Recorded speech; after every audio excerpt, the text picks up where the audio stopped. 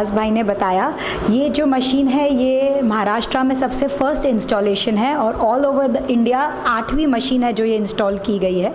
इसका नाम श्विंड अमेरिस 750S है। ये मशीन की ये खासियत है कि इसमें एक टेक्निक है जिसको हम बोलते हैं नो टच लेसिक।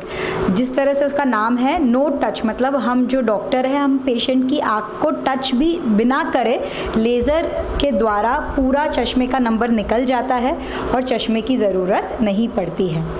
टेक्निक नहीं है तो लोगों को कहीं ना कहीं सबसे बड़े कॉस्ट की काफ़ी चिंता होती है, तो कितना खर्च आता है इस तरह के ऑपरेशन को लेकर? इनफैक्ट जो हम नॉर्मल कन्वेंशनल लेसिक और ब्लेड फ्री लेसिक जो फेम्टोसेकंड लेसिक बोलते हैं उससे इसका कॉस्ट कम है, क्योंकि इसमें जो वो डिस्पोजेबल है वो कुछ नहीं लगता है। इसमें जो हमें सिर्फ लगती है वो मशीन और लेज़र है।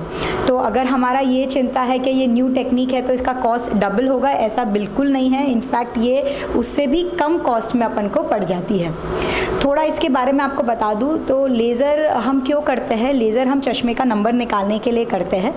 तो जैसे लड़कियों में 18 के बाद और लड़कों में 21 के बाद हम जब चश्मे का नंबर स्टेबल हो जाता है तो हम थोड़ी सी 1-2 टेस्टिंग होती है, वो टेस्टिंग करके हमें मालूम पड़ता है क्या ये पेशेंट फिट है, ये पेशेंट एलिजिबल है और इसके हम लेज़र के द्वारा चश्मे का नंबर निकाल सकते हैं। तब जब ये आगे हम बढ़ते हैं सर्जरी के लिए तो 2 से 3 टाइप की सर्जरीज़ होती है जो बहुत सालों से चलती आ रही है, 40 साल से भी ऊपर चलती आ रही है। वो कन्वेंशनल ब्लेड वाला लेसिक है जिसमें हम जो हमारी काली किक्की है उसको पॉलिश करने के पहले हम एक फ्लैप बनाते हैं, मतलब आँख में कटाई होती है।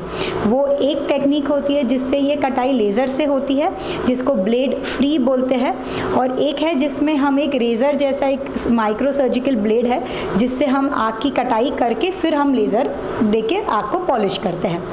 अब ये जो थर्ड टेक्निक है इसको ट्रांस PRK या तो नो टच लेज़र बोलते हैं, जिसमें हम आँख को टच भी नहीं करते हुए डायरेक्टली आँख की काली किक्की के ऊपर मशीन लेज़र देती है। जितना पेशेंट का नंबर है उसी हिसाब से वो मशीन कैलकुलेट करके लेज़र डिलीवर करती है।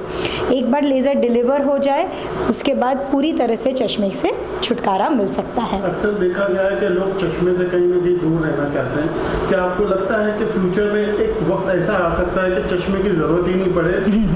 ये एक एग्जांपल देना चाहूँगा कि एक वक्त था सबके हाथ में मोबाइल होगा, ये कोई बिलीव नहीं कर सकता था।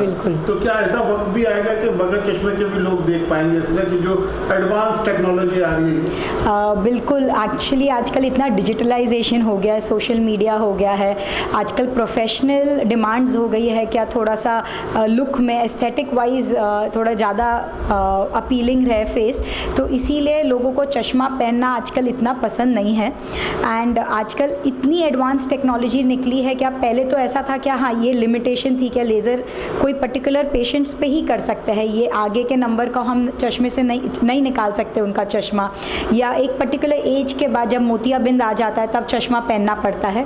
बट अभी साइंस ने इतनी तरक्की की है कि हर एक एज ग्रुप मतलब लेज़र भी कर सकते हैं, मोतियाबिंद के बाद भी चश्मे से मुक्ति मिल सकती है, और जो लोग हैं जिनके मोटे मोटे चश्मे होते हैं जैसे 20, 25, 30 नंबर, उनके लिए भी एक टेक्निक है जिससे हम नंबर निकाल सकते हैं। तो हाँ, आप जैसे बता रहे हैं बिल्कुल 10, 12, 15 साल के बाद ऐसा एक वक्त आएगा जिसमें अगर आपको चाहिए कि आपको चश्मा नहीं पहनना है तो हम कोई ना कोई टेक्निक यूज़ करके आपका चश्मे से मुक्ति आपको दिला सकते हैं।